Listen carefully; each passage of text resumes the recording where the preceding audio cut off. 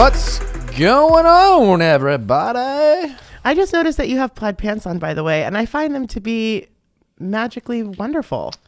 These are pants from a suit that I wore while filming The Bachelor. Really? And I've started to just put random clothes on. I find these pants to be delightful. I didn't realize they were plaid. I'm a stylish guy. T-shirt, suit pants, sneakers. I mean, I've seen your closet. And it's looks amazing. Hot. Welcome to the Viall Files. I am your host. Joined by my producer, Chrissy. And thank you for tuning in. We have a fun episode. Yeah. Teddi Mellencamp is our guest today, and what a delightful lady. She is so delightful. She talks with us about all things in her life, her time on The Real Housewives, her accountability coaching, who on The Real Housewives she does and does not think holds themselves accountable, and then the greatest maybe love story of all time. The greatest. How, she turned a one-night stand into a true successful romance. marriage. Well, I don't know if it was a first night. Well, you know what? Listen. Yeah. First impressions. Say no more. We'll just get right to it because it's so good. So other than that, thank you as always for tuning in. Don't forget to go back and check out our Ask Nick episodes. If you're tuning in to listen to Teddi, we do some great things on Monday. Get callers calling in, ask their questions about relationships, love, life. I tell them what's up. Everyone loves it. Make sure to check it out. Don't forget to send in your reviews. I'll be honest, you guys have been so busy voting. Thank you. You've been a little slacking on the reviews. And also subscribe. I feel bossy. Also, super thank you. Also, thank you. You're the best. So let's just get to Teddi. Well, thanks for coming. Of course. Thanks for having me. Yeah. You've done some great things. We're here to just shoot the shit, have some fun. You aren't on The Real Housewives anymore, as you just mentioned, and your son took it poorly. My son took it the worst. My daughter was thrilled because she's like, that took up so much time, Mom, and it made you really stressed. And I was like, yeah. Yeah. How old were your kids when you went on the show?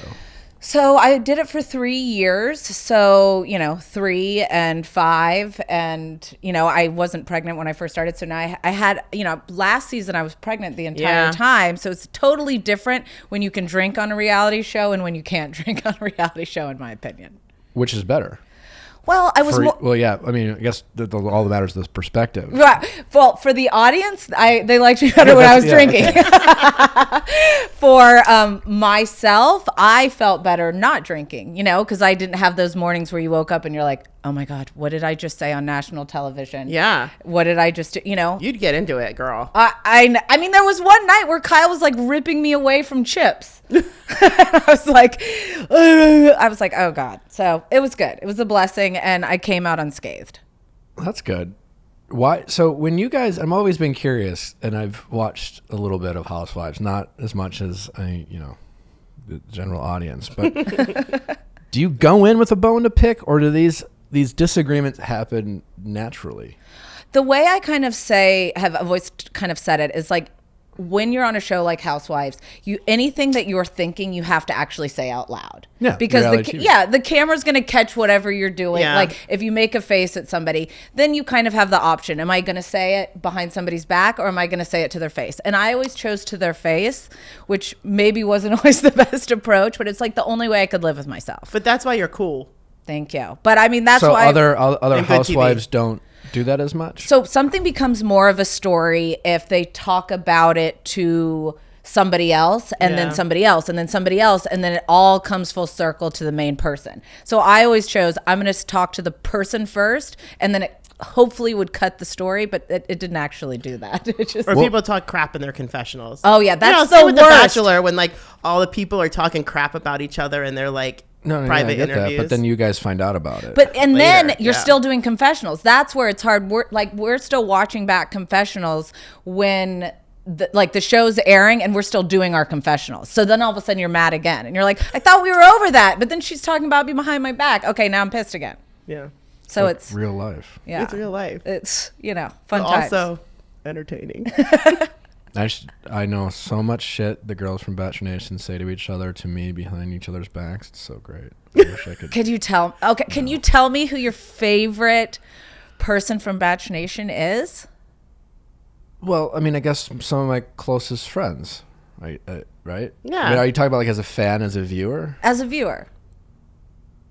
Well, I mean, I appreciate the drama, and I've been on the show enough and I've gotten to know the producers enough, and I appreciate what they do, and I understand it, and I think I was in it long enough to appreciate the long game, right? So often, especially early on, early in a season, you go on, and then you're always very sensitive about you're also afraid, and then you go on, and like I say, episode 2, there's a moment where Twitter teases you and you don't think you look like your best self, and then you watch and you go, well, that's not how it really happened, et cetera, and then the average contestant calls up a producer they're closest with and yells at them and bitches about them, and they're just like, listen, it's gonna be fine, after this commercial break there's something else people will focus on, etc.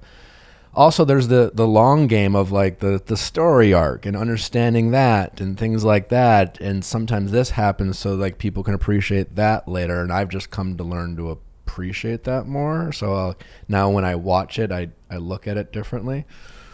But I mean, listen, I think. That being said, is there a person that you That love? being said, you're being a little dodgy about the question. Well, Are you more of a fan of somebody who gets a villain edit or a good guy or girl edit? well, villain's different now. I guess the villain, in a sense, one I've been on that short end of the stick, right? And in Bachelor world, I don't know how it is in Real Housewives. I've been one too. all it really is in Bachelor world is not always. Sometimes the villains are just kind of shitty people. That happens. Like, I've never met Luke Parker in person, but I know enough of people whose opinions I trust, and they're just like not a great guy. Right. Like, I don't, maybe he's not like a criminal, but like he's not necessarily. Sometimes people are vilified, and they're like, and the producers are like, I fucking love them. But again, keep in mind, vilified, as we all know, like it's a bad term because it's not like villain, like actual bad person. It's just like someone who like doesn't want to wait their turn to talk to someone they want to pursue romantically, which in the grand scheme of things is kind of a normal thing. So sometimes the people who are vilified are just people who, and I hate to use this cliche, as the most real or honest or like the least worried about like how they're going to perceive it. They're most in the moment in that world. But the show has evolved where people like Corinne from my season, or I guess you could even argue me, or Demi from Colton's season, that like people at first early on would be like, villain, oh, I don't like her, him, they're like abrasive. And then the way, I don't know if it's because, the people are watching it differently or it's being aired differently, people are learning to be like, I love that person, right. Like good for them. And, because it's just, it gets a little stale, and people always like the vanilla, grateful, just quiet, and generally good-looking people. Right, but people say they like one thing, and then they can easily turn. But I think that's the best part about reality TV is you're going to change your opinion, either from week to week or season to season, and like that's just part of being on reality television. Yeah. Yeah. And we're all going to make mistakes. It's impossible to think, wow. So you were a villain. Well, It depends on the season. It depended on that's how Housewives is, as you say, very fluid. Very fluid. There are no real villains and heroes. It's just what episode it is. And it's also what's like my first season, they showed a lot of my personal life. Like a lot of my kids, a lot of me with my husband, me riding horses. Like they showed like a very well-rounded person. And so people loved me my first season. People were like, yes, she's our kind of girl. She's laid back, she's chill, whatever. And then it started shifting a little bit, and you started only kind of seeing me in drama situations. So it's not that I changed. It's just you're seeing a different portion. And then all of a sudden people are like, we don't like her anymore. She is, But then you still have the same people like that are saying, thank you for being honest. Thank you for always being transparent. We appreciate that in you because that's who I am. But, people project their own insecurities when they watch the show. As a person, like, you said, like that, it is the same, they oversimplify so people can digest it and watch it. It's like easier to watch if it's just simple because Right. we like to check out, and then we like to criticize and judge, forgetting that like 5 minutes ago we were talking shit about someone or doing something or lied or and it's just like, wow, you know, for all the good loving Christians who watch reality TV and The Bachelor and they've heard the saying, you know, who have cast, you know, sin cast the first stone. We so often forget about that when we Twitter fingers? Yeah, Twitter fingers. You know, What's a Twitter finger? just a It's just when they're just wild. They're just going at it. They can't keyboard warrior, Yeah. or things like Keyboard that. warrior. Yeah. And so now you're off the show. What, like, from your point of view, what's the reason why you are not on the show? I think, you know, this last season, because it was so heavy in one direction, like we were having the same issue and it was really hard for us to work through it, even in the reunion. And I think because we didn't see any other portions of my life, it was very hard to relate to the situation, you know, relate to who I was. And I think that that's what ended up happening. And you know what? There was a part where, of course, it feels like a rejection at first. When they say like, okay, we're not renewing your contract, you're like, oh, wow, like that stung. 3 weeks ago, I thought all was cool, you know, whatever. But then my husband and I had a conversation. We're like, in the big scheme of things, I came out unscathed. We're still married. We're happy. We have kids. We Sounds just like a win in that world. Yeah, you know, It doesn't. You And know, most of the like- housewives aren't even married. Yeah, and anymore. like we just moved into a brand new house that we love. Like we had a really hard 2020, and like my baby daughter had to have neurosurgery. My other daughter amputated a portion of her finger. I mean, it has been an insane year. When I was in the hospital with my daughter getting neurosurgery, my son fell off his bike and broke his thumb. Like it was unbelievably hard. So I think that like maybe it was like me being watched out for. Like maybe you're not really in a position to go fight with women this year. Yeah. Like it's been a lot. Yeah. I bet you guys are stressed the fuck out right now.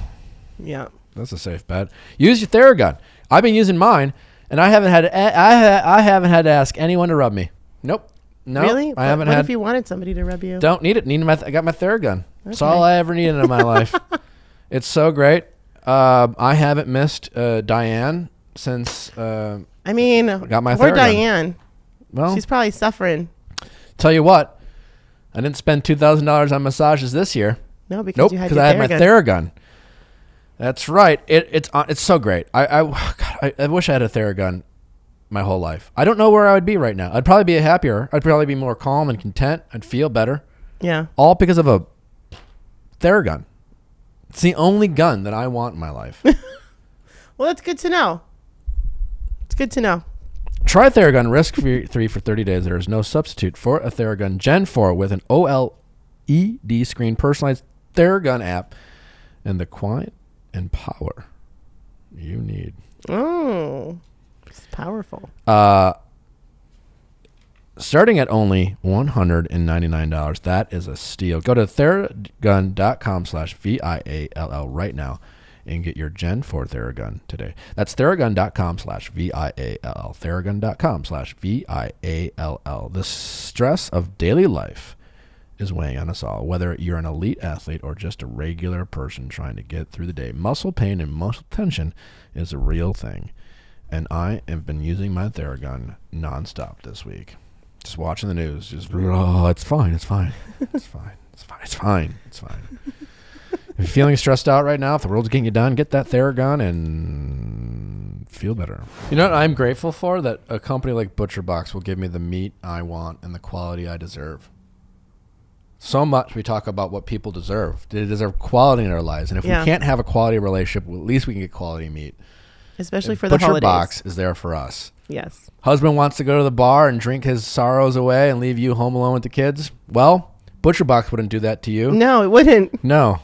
Butcher Box just shows up Just at your shows house. up at your door. It's stays reliable. there, It's high helps you, quality. It's the feeds quality. you, nourishes you. You might not have a great husband. You will have great meat. Yeah. Each box has 9 to 11 pounds of meat, enough for 24 individuals. I mean, it's like a party in your own house there. It's the best meat shipped right to your door, which means one less trip to the grocery store.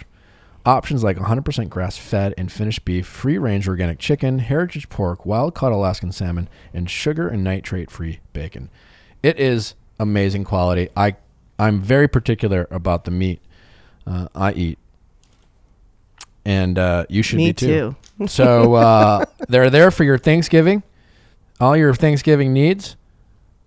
Right now, ButcherBox is offering new members a turkey for free in their first box. No, Now that's has never been a like better time. legit, man. I mean, the turkeys are hard to find these days for Thanksgiving. So get in that ButcherBox train, get that free turkey, and get some meat while you're at it. It's an entire turkey for That's free. an entire turkey for free in your first box. Just go to butcherbox.com/VIALL. That's butcherbox.com/VIALL. You will never get better meat than ButcherBox. I gotta sign my mom up for this, like right now. Packed fresh, shipped frozen, and vacuum sealed, so it stays that way. So you're an accountability coach, and I want to get into that a little bit more. But before we do, I know it says here that Andy Cohen, the producer, it was like, this is almost like, it's like a compliment and a criticism at the same time, where he was like, he said that you kept yourself accountable in your most no BS leaving announcement on record, which is like, hey, great job for holding yourself accountable, but also like is saying that, yeah, right, she was wrong or something. I don't know. Oh, no. So what? That right? No. So what he's saying. So every housewife prior to me, when they've no longer on the housewife, I would say 95% of the housewives, it's because their contract's not renewed. But every single housewife says, it was a mutual decision. We both decided that it was time for us to focus on family. You know, so, but it's the classic Bachelor. It's just like when they didn't get casted on Paradise. It's like, I decided not to. I didn't want to do it. I was too busy with work,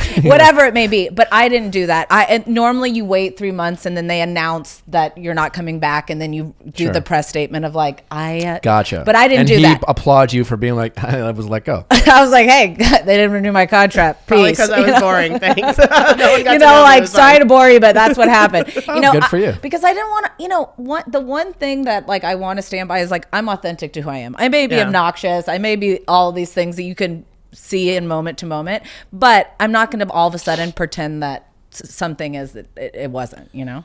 Yeah. Who on the Real Housewives franchise, being an accountability coach yourself, do you feel holds themselves the least accountable? I think I'm an accountability coach when it comes to health and fitness, but I think this is fun. I Teddi. know, but you were dodgy with your question too about the Bachelor there, Nick. I still think I still think Hannah Brown was an excellent Bachelorette. I think Claire has been wildly fun to watch. Least accountable. In the whole franchise. The whole franchise? You're going to have to help me with this because I know you're a Housewives fan. This is a question for Teddi. Fine. Can you narrow it down to what city at least? The show you were on. The people you oh my gosh, the people. Well, okay, fine. You're just backing me into a corner. Denise Richards. Denise Richards. Yeah. Fine. She holds herself the least accountable. Yep. Okay. Why? She's excellent at switching the narrative and becoming the instead of playing the victim. You said it, not me. Well, and, like Denise can Richards, you just say that? No, I can't. Like that's her whole life, though, right? It's like you're married to Charlie Sheen. Like you know how to like spin a narrative. What does Charlie have to like, do with? I feel like Denise that's blaming her problems on everyone else. Because she had to like deal with like all this drama all the time, so she always had to like spin it to make it be like it's okay. So you're agreeing with Denise? No, I'm saying I'm not saying it's justified. I'm saying she's just probably so used to it, she doesn't know any better than to not spin a narrative. I don't know if Denise is listening to that. She's probably like, "You're right. I had no option." You know what? This is what I had to do. And you know, the truth is, like, I haven't spoken to Denise, but I have. If I saw her on the street, I have no hard feelings towards her, anything like that. Yeah, it's that doesn't mean of course. It is what it is. She could do a better job of owning her own shit, or then saying, you know what, it's none of your business. Yeah. Who besides yourself holds himself the most accountable in the show that you were on? I mean, I think Lisa Rinna holds herself very accountable. Like I would, as someone 100%. who doesn't know the show that well, I would agree. She owns it. She owns is it, the, honey. She is the reason I like women. Really? Lisa When Rinna? I joke about that, but like, yeah, she was Bo on Days of Our Lives, and I was young enough, like, that was my first memory of being like, I'm attracted to this person. Like, this is a hot human being, and it's And her. she is super my hot. First memory of like it probably before I could even get an erection, like being like, I think if I could get an erection, this is gonna be my text message to Lisa when I leave here. I'm pretty sure she knows. You gave Nick Viall his first erection. This is how rumors are started. I told someone who's close to her. So she does.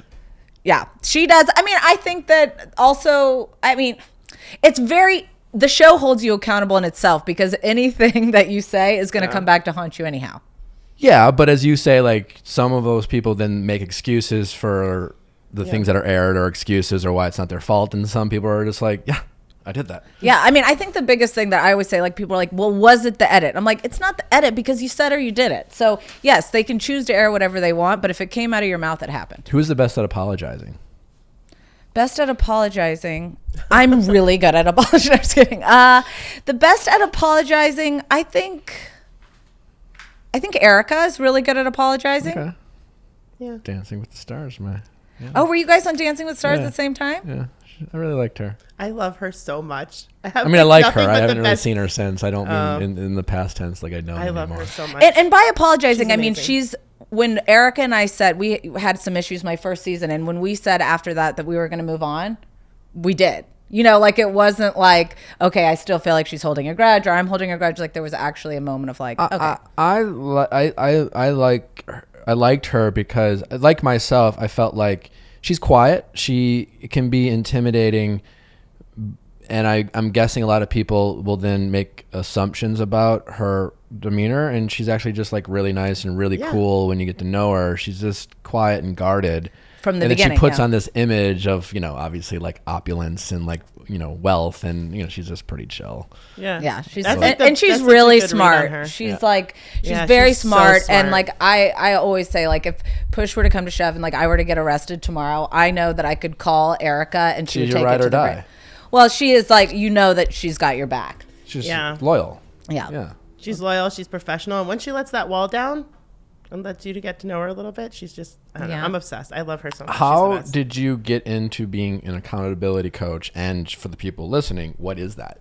So after I had kids, I was in a place where I was really struggling on trying to figure out who I was. Like, I grew up riding horses, and then I became a professional equestrian, and everything that I had built in my life, like, I kind of based on like if I was winning or losing. Like, if I got first place at the horse show, I was doing great. If I didn't, I was, beating myself up.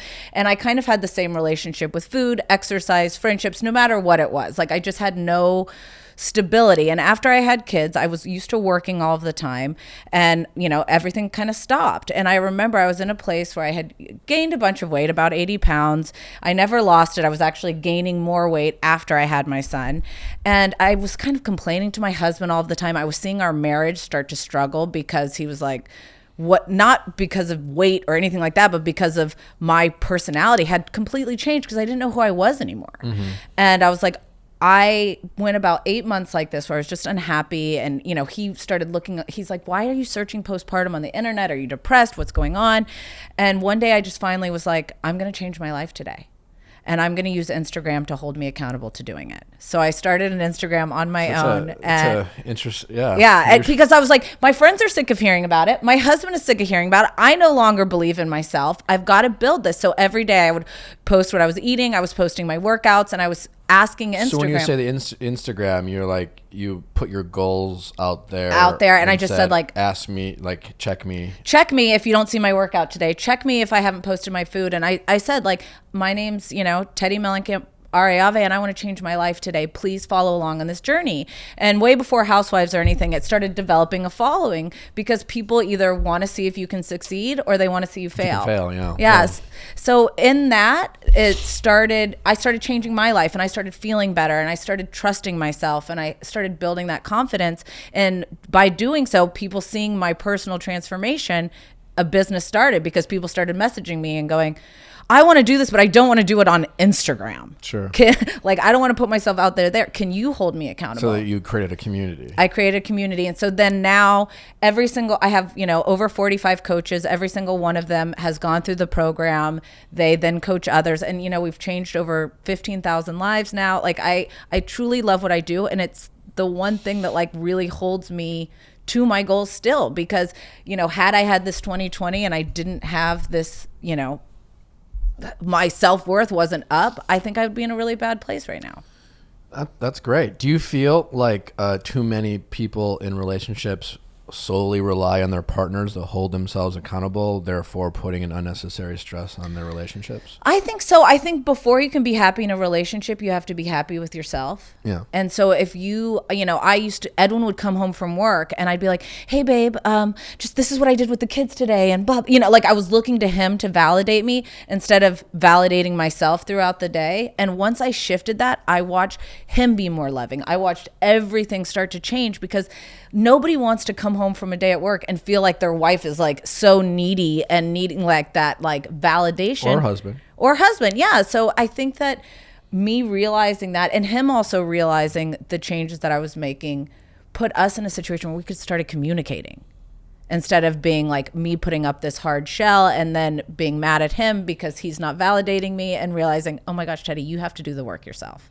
And he had to do the work too, to see what was happening as you change, because you got to grow together. And then some of these goals that people want to be held accountable for, it's just is it physical, emotional, mental, or all of the above? What happens is, and once you start taking care of yourself, once you start eating healthy, once you start exercising, once you start, your mental health gets better. And then all of a sudden you leave that cheating husband, or you ask for that raise at work, or you get rid of that toxic friend, or you start going to therapy. You start taking actionable steps to make yourself better, where when you're in a stagnant situation and you're putting yourself down all the time, you don't want to take those steps. You just want to, isolate yourself. So that's the most incredible part. So like, yes, we are helping them on their health and fitness journey, but seeing their transformations all over the board when it comes to their life, like all of a sudden, even if you're a mom and you have 3 kids and you're telling your kids constantly, go outside and play, but you never play with them, or you're never outside doing those things with them, what are your kids going to do? No, they're going to want to go play Fortnite. So like, it's just taking, practicing what you preach. And that's really what our, business is all about. And so I'm really grateful because, it still holds me accountable to this day. Get ready for those holidays, people. You're going to stay indoors. You're going to want to have a fresh, clean smelling environment. Natural Habits Essential Oils is there for you. Clean, organic, USDA organic certified essential oils. Whether you just want fresh smelling air, whether you want help with headaches, whether you want help with sleep, anxiety, and know that they're not toxic chemicals. There's no carcinogens that you would have, say, in candles that you burn or air fresheners that you spray. Also, they're great for roll-ons. I love the roll-ons. Chrissy does not travel without them. I don't travel without them. They're in my bag right now. You know what I did, though? What? That I tried because I didn't know about the fabric softener stuff you talked about. I got the wool ball and put the on there. There you go. And put it in it's so different. It smells so good. It smells so good, and you're not putting toxic chemicals in your clothes that are putting in your body and then soak into your skin, and which is the largest organ on your body. So, anyways, NHOils.com, 30% off. Code Chrissy, KRISSY. Best code. Free shipping. Code Chrissy. NHOils.com. Check us out. We really appreciate it. We love you very much. Have any of the Housewives done your program? Loosely, but no, I was like, you guys not be a good situation. But like Kyle is like that's a great episode. I want to see them all. They all went to my retreat and that was enough drama. They did. But like Kyle's one of my best friends, and so she knows a lot about the program, and she's referred a lot of her friends, and some of them are even coaches. That's great. Yeah. I'd like to see Denise go through it. No. I'll send you that episode. Would not be the best one for us. I love it when they show up to like these kind of things where it's like motivational, whatever, but they're like full glam. I know. And it's like you're about to work out and sweat. Like, you're why boxing, are you in like Gucci and full glam? Like so eyelashes falling off. Yeah. I know. That was a whole doozy of a sitch. They've brought people back, have they not? Whose contracts they haven't renewed? Yeah, they have. Yeah, but not often. I mean, they do. When they do it, I don't know. I hope that I'm in a situation that just continues to evolve, and I'm in a place where like my next gig is even better. Okay. Yeah. Aren't you doing a cooking show? No, I just went on Hallmark and did, and like I go back for guest spots and that kind of thing. So I mean, usually when they bring somebody back, they want somebody to be super dramatic and super. It's not always a positive. Like when you come in like kicking down the door. And like, like, you have a secret. You're coming in and you're dehydrated. And like you're being like the wheels have fallen off. Yeah, like so. I mean. It's going to be hard. It's like you call up Andy, I've hit rock bottom. You want to record it? Yeah. Who do you want me to fight with? I'm ready to go. Like, so but I mean, the hard part will be is that like Kyle truthfully is one of my closest friends. I talk to her every day. So like that portion. A cameo maybe? No, but then we'll see. We'll see. It's, we'll have to see. I mean, I think if like you showed up for like you were naturally at one of Kyle's parties, that makes sense. But maybe I'll refuse to be on camera. I love that. I love that journey for you. You can't mic me. I love that journey for you. Yeah, but mainly, I mean, you get so close to the crew. Like, that's who I really, like, I love the girls, but also I really miss the producers and the crew. Like, 3 years of your life, you talk to them. Yeah, you totally. know. I mean, I can relate to that. Yeah. I miss the gang sometimes, There's you share like so much, as you know, in those worlds. It is about kind of just emoting and being open and kind of like, hey, if you're thinking it, you say it, then you connect with those people, and that's kind of how it is. So then when you leave it, you miss it. It's like you just got to rip the Band-Aid off, I think. So you were born in Indiana? Bloomington, Indiana. Are you how long, or like do you consider yourself a Midwest kid, or Not really? Were you born and then you moved? I was born there, and then in third grade, my parents got a divorce, and I moved to South Carolina. So I consider myself, even though I was born in Indiana, I grew up in South Carolina. Okay. So I mean, I had a thick accent when I first moved out here. What was it like to be the daughter of a legend? People never believe this, but I really didn't know the difference growing up. Okay. Like, I was like, I knew he sung and I knew he'd go to concerts and stuff, but it wasn't really a big deal. You felt like pretty normal? Yeah, because he doesn't live over the top. He's very T-shirt reserved. and jeans kind of guy? Yeah, he's like cig in his mouth 24/7. Hey, what's up? Like that's kind of how he is. It wasn't until I came out here that people were like, what? They treated you differently. Yeah. That makes sense, because I feel like in the Midwest, well, yeah, I don't know. And everybody was used to it. I went to the same school from third grade till my senior year. So it's like everybody knew. Maybe that first volleyball game, people were like, ooh. And then it was, you're but over. you ended up normal. I mean, ish. But that maybe that's an unfair stereotype. I have other close friends of siblings with legendary parents, and everyone has their challenges, and there's a lot of families who have their own challenges, and parents are normal. But you also worked in the mail room at CAA and UTA in LA, and I feel like that's not something you would think of from someone who's a child of a celebrity. That's like the ultimate pay your dues classic story of LA, and I think that's pretty great that you were like, you weren't like, do you know who I am? You're like, no, we're gonna fucking. I didn't have a choice. I mean, truthfully, I didn't have a choice. Like, people always think like, oh, she's got this big fat trust fund, she's all these things, and like, it wasn't that. I mean, I moved out here when I was 17 years old, and my parents were like, you can take your car, but other than that, you got to figure it out. I lived in a studio apartment with another girl from my acting class, and I worked in the mailroom, and I was a waitress at Mr. Chow. Like, I was doing all of the things. All the LA things. Did your parents co-parent pretty well after they got divorced? Like whose permission did you have to get? Both, or? My mom was always more of like a best friend type. Like, she was like, all of my friends loved my mom. She was super cool. I was scared of my dad. Okay. Like, I remember there was a time where like my dad also had a house in Hilton Head, so he'd come there often because it was one of those things. We were with him every other weekend, and then maybe it was like a week on in the summer. I don't remember exactly, but I was with him, and I was like, I'm gonna ride my bike to the barn, and I was like, I'll be home in 2 hours. I don't know concept of time. I'm like 10. And this is why I'm never late, by the way. And I see him pulling up, and he's in his like, old school Mercedes with the top down, and he's got the cig, and it's like fast pulling through. And I'm like, oh my gosh, I'm going to get a spank. I am going to get spanked. And I remember getting home, and I'm sitting there, and these are different times back then. Sure. And at this point, he was like, had some celebrity pals there, and we're all at this dinner, and he's like, you were late, and I'm canceling your birthday tomorrow. And I was like, what do you mean? And he's like, yeah, it's canceled. You're done. It's a little harsh, but I do like it. And I love it. since that day, I am like not late. I am on it. I am crazy about it. It is accountable. I haven't had a blessing to be a parent yet, but I've always joked that my kids will know disappointment. Mm-hmm. yeah. Like, you know?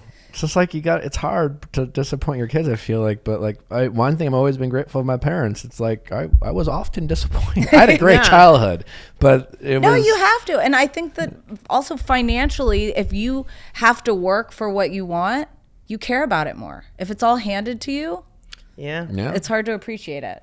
Yeah, I mean my favorite thing about you is the mailroom. How long did you work in the mailroom? Do you have any like stories? I worked in the mailroom any for agents or well, I worked in the mailroom for a year, and then I got promoted, and I worked for the head of Lit. His name was Ken Stovitz, who I still to this day see him, and I get like, that nervous 18-year-old feeling. Because back then there was like an assistant inside and there was an assistant out. And it was called the first assistant. So I was the first assistant. So I had to be on all the calls, and like Will Smith would call and I'd be like, Ken Stovitz's office. And Ken's like, Teddi, with the accent, can you reel it in a little? And I'd be like, hold up, y'all, 1 second. Like, Teddi, we need to work on the accent a little. Thick South Carolina It accent? still comes out when I'm drinking, but other than that, I pretty much reeled it in. Drinking and tired? Drinking and tired, or when I'm around my friends from growing up. Okay. Then the twang comes back out. I love it. So you were like... So I worked for him. Will Smith? Yeah, he was Will Smith's agent, and then I got recruited to work at UTA. And so when you switch agencies like that, you get escorted out of the building, which was, it's all kind of drama. Like I was like, I'm gonna go work for Tracy Jacobs over at UTA, and within 3 minutes they like packed up my stuff and they're like, goodbye. And I worked for her, and at that point, I mean, she's an amazing agent. She's like powerhouse, but like she is no nonsense. And that's when I realized I don't actually want to be an agent, but I learned so much from her that it was incredible. And then how long did you work for her? Almost 2 years. Yeah, but it taught me so much about the industry. And when I first started at CA in the mailroom, I thought I wanted to be an actor, and I was going to all these things, like all these auditions, and that's when I really like kind of lost myself a little bit, because you get so much rejection. And then I booked a pilot, and they called me and they said, hey, if we're going to book you, but you have to lose at least 15 pounds if you want to do the show. And then I never went on another audition again. And that's when I started like really getting into it at CAA. And you said, fuck you. And then I, years and years of issues surrounding food because of that reason. But it was, something that really hurt me. And I remember feeling like, wow. Wow, that really scarred you. It scarred me, but then I'm lucky that I have that story, that I have those memories, so that I can, I've been able to grow from it. I was thinking about that not too long ago. There's like certain random memories, some good, some bad, of like, why does this memory stick with me so much? In terms of like, just like just random specific memories of like things, interactions, or you have. And some of them aren't necessarily, again, horrific or scars, but they'll stick with you for a long time. And then some of the things that you completely like black out from your memory. Like my sister will remember things, and I'll be like, I have absolutely no recollection of that from our childhood. And she's like, I'm like, I think you just saw a picture. So I wonder why we do that. Some things are just ingrained in us, and some things we can't remember. I don't know either. We'll probably need some therapy. Yeah. Not solved today. I'm not going to figure it out on these chairs. I'll ask my therapist. So then after, so you because of that, you didn't want to be an actor. What did you do next? So I worked in the agency for a couple of years. You stayed. I stayed. I worked for Tracy Jacobs. Then they had me work for a covering agent, and then they start to promote you up the ranks. And I was like, I don't actually want to do this. And I went back to riding horses for a living, and I did that for over 10 years. What is when you say living? What is that? Like, so growing up, I was like a nationally ranked equestrian, traveled around the United States, and then at 17, when I moved out here, I just stopped cold turkey. Like after Madison Square Garden, I was like, I'm done. I'm burnt out. It's like one of those things where you travel so much, and I was like, okay, I don't want to do this anymore. And then weirdly, this is such an LA story, but a friend of mine was like, I want you to speak to this healer. And the healer, after when I was working at the agency, she was like at a party that we all went to, and the healer was like, why don't you ride horses anymore? And I was like, oh, because I just got over it. And she's like, I think you'd be happier if you did. So I went back to doing it, and I did it. Were you in fact happier? I was for a big period of time, because I remembered, like, Sure. I love that competition. I love horses. I loved all of that. And then when I met my husband, it's not super. And his mom. And his mom and, all those things.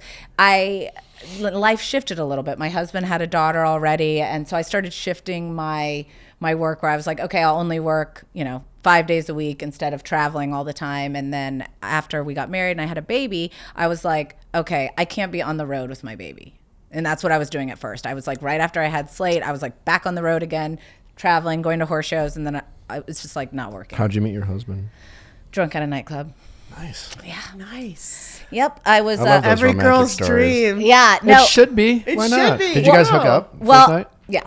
Well, Why do you want to? Let's go over this. This is an inspirational story for Well- all the people who feel shamed and judged because they like hooked up with some guy Yeah, and they feel like, on the well, I first can't date. marry him now because he It won't seems- respect me. And I'm like, well, just make sure he enjoyed having sex with you. He'll definitely be back. And if he does it, that's fine. Not your guy, but that's really it, right. I mean, the backstory was I was recently divorced. I had married somebody when I was young out here, and I was like, you know what, we were best friends, but that was kind of the end of it. And it was Okay. like, we realized, and it was like, neither of us were really willing to work on it. And I was like, okay. So I was recently divorced. It was the day after Christmas, and my girlfriends were like, let's go to eat at the Belmont. So we went to go eat, had a million Belmont over on on La Cienega. And after a million drinks, we're like, should we see if we can still get into the clubs? Like, total losers. And as we were walking it, but like, we are Judge yourself. ridiculous. How old were you? 28, but like, Totally fine. I was a hot mess. I was like, I can't even talk about my level of hot mess walking into the club. But as I was walking What in, club? What was the club? Coco de Ville was the name of it. okay. It was next to the Belmont. Now it's like something else that starts with a P or something. But I was walking in, he was walking out, and then he did a little turnaround, followed me he back. did And he was like, yeah, that's just probably, this girl looks a hot mess. But yeah, that was night one. My alarm went off. He at pegged you as vulnerable. He's like, she looks a little sloppy. That's the one I want. she's with twins. They seem like they're on a mission. Yeah, that was it. The next morning I woke up. What was his intro? Hi. unclear? It's a little You don't unclear. remember. It's, Were you drunk by the time you showed up to the club? yes. Okay. I woke up the next You morning. don't even really remember No. meeting him. Good Okay. for you. This is for you. killing it. So the next morning I wake up and my alarm goes off at 5:40 because I have to be at work by 7 at the barn. And I wake up and I'm like, oh my God, this is a terrible situation. One, he has a ponytail. Two, You married a guy with a ponytail? he doesn't have it anymore, but he did. And Did he? It wasn't a man bun. It wasn't like a Jared Leto. It was this like a. He tricked What year me. was this? This was maybe 2008. But this And he had a ponytail. But he had it tucked in a beanie, so he fooled me. Because I didn't know. You know the beanies. So is this like an 80s ponytail where it's like the bad? It's It's almost like. red tail. No, it's so bad. It was so bad. That'd be the worst. So I wake up. So you didn't know. I didn't know about the ponytail until I woke up, and I'm like, And then he took it out and kind of did one of these. So I wake up and I'm in a panic state because 1, I'm hungover. 2, I have to go to work. 3, there's this man next to me, and I'm like, this is a code red moment in all of the ways. And I look over, I see the ponytail, I see leather pants on the floor. I'm like, this is He had a leather pants? disaster. You married a guy with leather pants this and is a why I'm ponytail? This is a daddy issue, I This think. is a problem. So I'm like, Edmund, you have to go. And he's like, He was at your house. yes, he was at my apartment. He goes, I have to tell you my name is Edwin. Not Edmund. I'm like, either way, you have to go. And he's like, how am I going to get home? We took a cab here. I'm like, this was before Uber, by the way. Yeah, but cabs work in the morning. I'm like, you got to get a cab. Like, it was just, I really thought this was. So at what point was he like, great, but can I see you again? Well, so I ended up driving him to a Starbucks like nearby because I lived like for. So I drive. Why Starbucks? Because he wanted coffee. He's like, who gets up this early day after race? It's a Sunday morning at 6 a.m. and you have to be at work? Like, this is craziness. And I drove him to a Starbucks, dropped him off. And he's like, we exchanged numbers or something. And then later on that day, Did you think he was going when you exchanged numbers? What was this like? Okay, yeah, sure. Here's my number. Did you think you guys would hang out again? no, and I had to pick up my coworker, and she and I were just making fun of him the whole time in the car. Like we're like, "What's with the ponytail, dude?" To his face. To or his behind- face. Oh, well, that's better. I'm like, it's always better than but behind your back. This is when I started to have a crush on him. Because he could laugh at himself. That's what I'm saying. Because I'm like, this is a disaster, this ponytail. And honestly, why is your V-neck so low? And why do you have leather pants? Why is there leather? Why? I've been guilty of the low V-necks before. It's so low. Like I could see as like one lonely. How old was he? 32 maybe. Okay. I mean, but then it just kept going. And it started out as just a hookup for a while. Like it was like. So you just hook up buddies. Yeah, and When then did the ponytail go away? That's what I want to know. so then once we started getting serious, like, and it was But like, so you never really had like. So the next time you hung out, was it like we're going clubbing again? Do you want to meet us here? Kind the of thing? next time we went out was because the coworker that I had in the car met his best friend. And it was, okay. And yeah. so then it was who My friend wants to have sex with your friend. Yeah. Do you want to like chaperone yeah. together? I mean, then I think around like the fourth hookup, he took me on our first date. And then when I started really liking him was a night where he was like, okay, let's go to dinner. Like, picked me up, took me to a steak restaurant. Like I was like, okay, he's whining and dining me. And then after he's like, do you want to karaoke? I thought he meant like go to a karaoke place. I'm like, yeah. He takes me back to his house where he had a full karaoke setup, like a stripper pole, like all of the thing. Like this was all of the red flags. He changed into a costumey type thing. I'm like, if he is a good singer, I'm dead. Because I'm going to be so embarrassed for him. But he was because like if he was a good singer, he's taking it seriously. He's taking it seriously. And I would have been so gross. So I'm like, this is do or die right now. And he went on and he was the world's worst singer. And I was like, okay, I'm falling in love with this guy. Stripper pole and all. But such a fine line between someone who's so self-aware and can make fun of themselves, but leans into it so much that you're not sure if it's which way it's gonna flip. Yeah, really. But the ponytail went away when we started getting actually like serious. You were just like, we were this official. is like, if you want to date me and meet my family and people I respect, this has to go. Like if you want to be seeing me in daylight hours. No, no.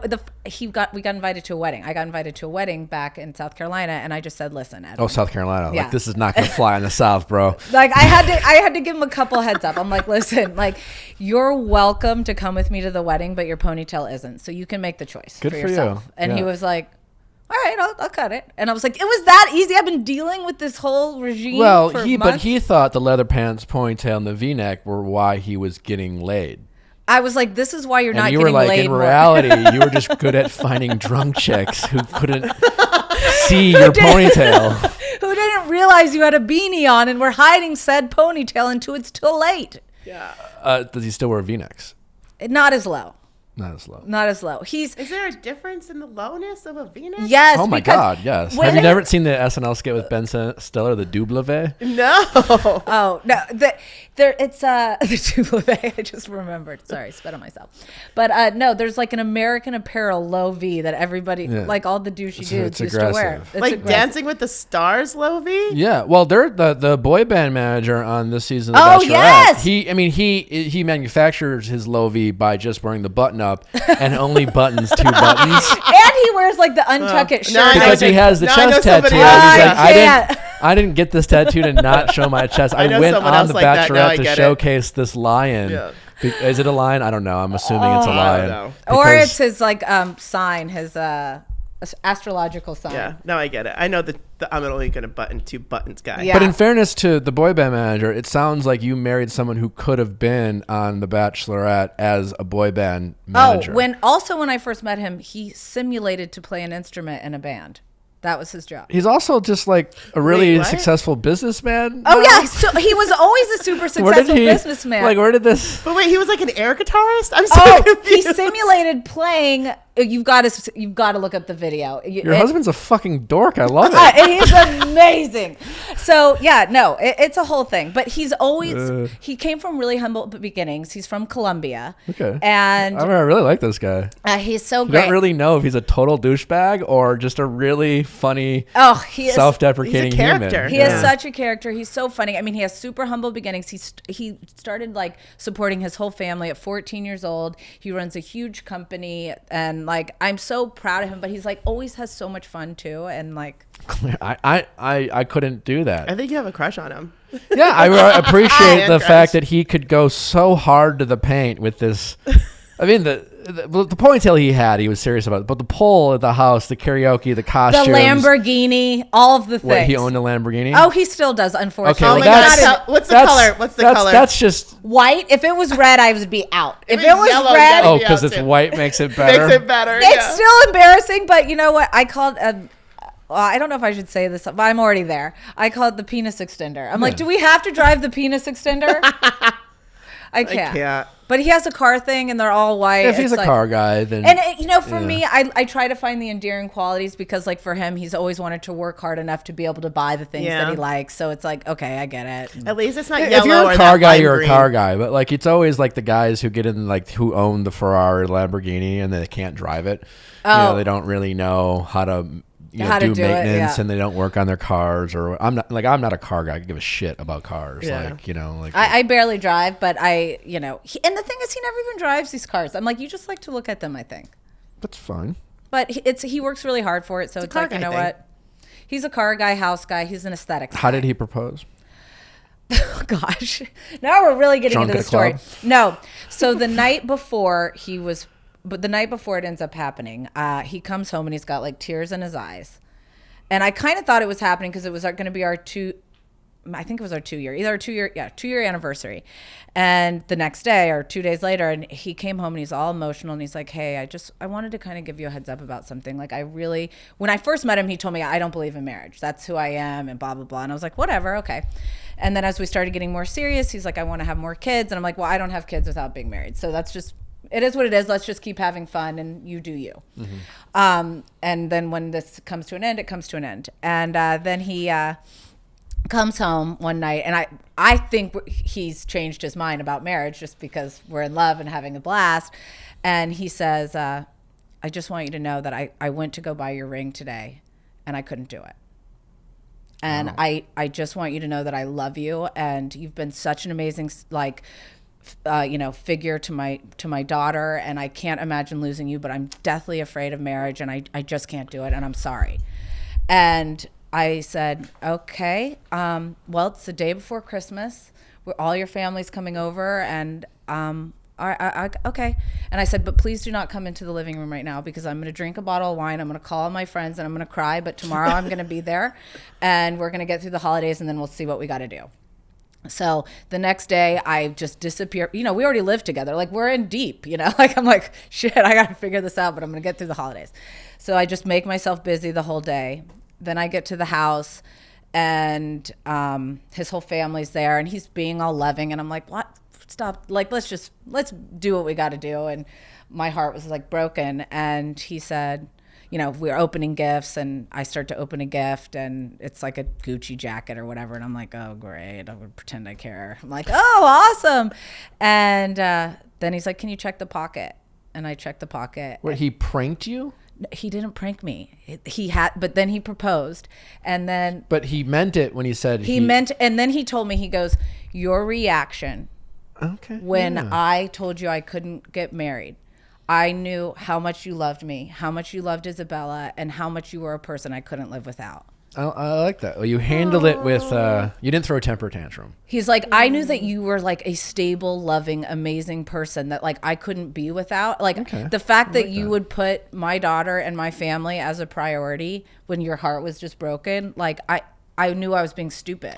That makes a lot of sense. Like, you, all the times when we talk about relationships, when people are, how they handle the difficult stuff. It's a scary proposition to think about marriage or a lifetime when when everything's perfect and you just know it's going to go to shit at some point, and you just don't know how you two are going to handle it. And not that it's gone to shit, but like this is like a real dilemma and a challenge you guys faced, and you gave him a world of confidence, and whatever you did or how you handled it clearly like scratched at a wall that he had a wall up, or his fear of marriage. He had been married before. He hadn't been married. He hadn't been married before, but he had a kid. He had with this person, and but he had never really seen a successful marriage. Sure. Like his parents were together, and like I think he's the breadwinner for his entire family. I think he just was worried about that next step and what it was going to mean. And I think it was him realizing I don't need anything from you other than love,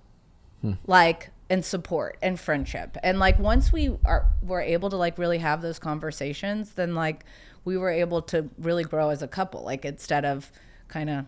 It's pretty great. Oh, he's kind of awesome. So just, if you're trying to get your guy to marry you, just be cool. Surprise him. Be cool. Surprise. It's a balance. Sleep with him on the first date. Make fun of the way he looks. And don't don't pressure argue. him harder. Yeah, I think, believe me, I wanted. And it may not work, but it may not work. But I wanted to flip out. But I was like, I was in love. I loved Isabella so much. I couldn't do it. That's pretty great. Before we let you go, you up for playing a fun little game called Do You Know Me? Sure. Great. And I've never played this game. It's a blast. You're going to love it. For those of you listening, you can find it on Amazon or Target. It's called Do You Know Me? It's real simple. Okay. I will ask you some questions. Does Teddy blank? Does Teddy blank, blank, blank? Don't answer right away. Chrissy and I are going to guess the answer. Okay. To see who knows Teddy better. All right. The pressure's on. The pressure is on. Feel free to just simply yes or no to the questions. If you have an anecdotal story to help elaborate the answer, you are welcome to share it, but there is no pressure to do so. Feels like pressure. Nicholas. It would add to the show. Yeah. But you do you. But you do you. Yeah. Do you know me with Teddi Mellencamp? Question number 1. Chrissy picked these out, just so you know. I don't know if anything is offensive. Did Teddy have music on the last... Oh, okay. Did Teddy have music on the last time she had sex? No. I'm going to say yes. No, she's... Her husband's Latin. Yeah, fine. But they're like married and they have kids. And even when you aren't married or don't have kids... She also says they play music every morning when they wake up. So it seems like okay, great. Well, music thing. I'm going to still say no. It's also there's like... Sometimes if you have spontaneity in the sex, true, you don't have time to like hold on, let me put on the music. I love how we debate this. There's kids running around. Maybe it's like, oh my god, we have a second in a closet. Yeah, I don't know. Definitely. I'm still gonna go with yes. I'm gonna say no. Yes, always yes, because you always have music on. Yes, because you have kids; they can hear you. Oh, what happens if the music's so loud you can't hear them coming in? Well, no, we put the chair in front of the door. Or we have closet time. I love it. Closet time has to happen. What was the music that was playing? Is it like anything that's loud? It's just anything that comes up on the phone quickly when we decide. It's like, oh, we got to deal with it. And then we make jokes about how many songs it lasts. Yeah. Is it super gross that in high school that my friend would make a mixtape for like dances for prom? And he would call it his Insta-Moist tape. Moist is my least favorite word. That is a disgusting word. Horrible word. And by my friend, do you mean yourself? No, it was not me. He's like, by my friend, it was one of my still dear friends. We were in high school. No. And that person's name was Nicholas? No, it was not. It was definitely not me. But he was like, I got the Insta-Moist tape right here. No, it was a CD, but... Oh my God, that guy had a T-top. Do you remember your high school song, like Sweetheart song? Yeah. Mine was Casey and JoJo. Oh, Casey and JoJo. All my life. All my life. Oh, wait for some. Okay. Yeah, very. Hey, when was the last time you had sex to Casey and JoJo? It would be weird because that was my high school song. Oh my God, could you imagine if someone she was dating flipped on like her dad's music to bang her by? Your dad has some good sex songs. That would be the worst. I think, unfortunately, I have had on 80s music before and he has come on. And it's like, change now. He came on so you could come. Oh, no. That's all right. That was too easy. much. Has Teddy ever given a stranger a fake phone number? Yes. Yes, I say yes too. Yes. Always. Has Teddi ever vandalized property? Rebel. Technically, yeah, she has. Probably minor, nothing really Like egregious. a toilet paper ring, maybe. But if she really thinks hard, she fucked up some shit, and then she was like, "Why did I do that?" I'm gonna say yes too, like a toilet paper ring or something. So here's the story. Yes, because in high school there was one game where like all of our boyfriends went to their game and cheerleaders didn't go this game, whatever, some obnoxious thing. So we decided we were going to decorate our boyfriend's cars.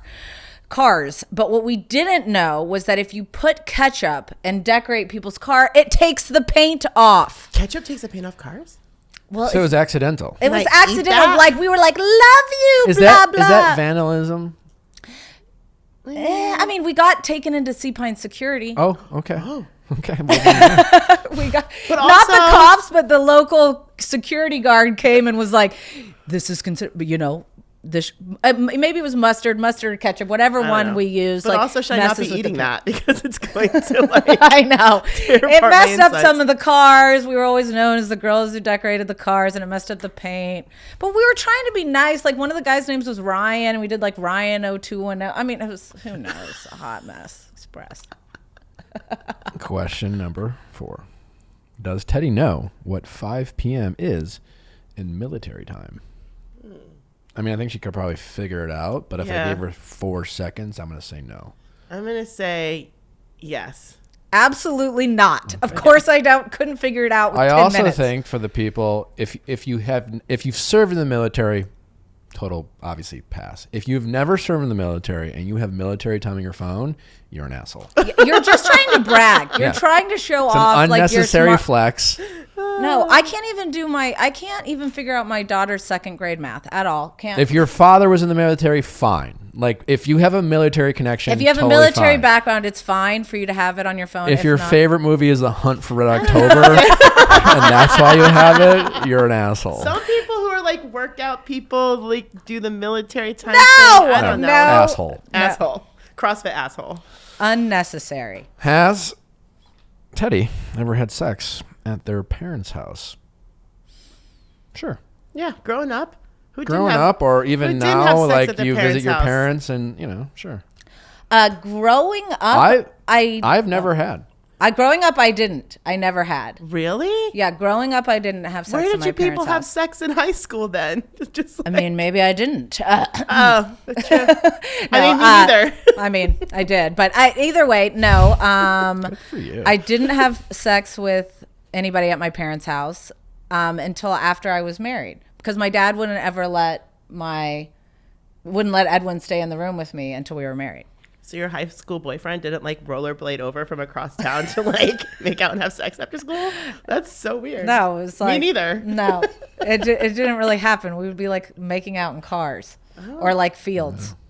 Same. Oh yeah. I lost my virginity on a hill. Really? Sure, it was Mine was great. like in a house.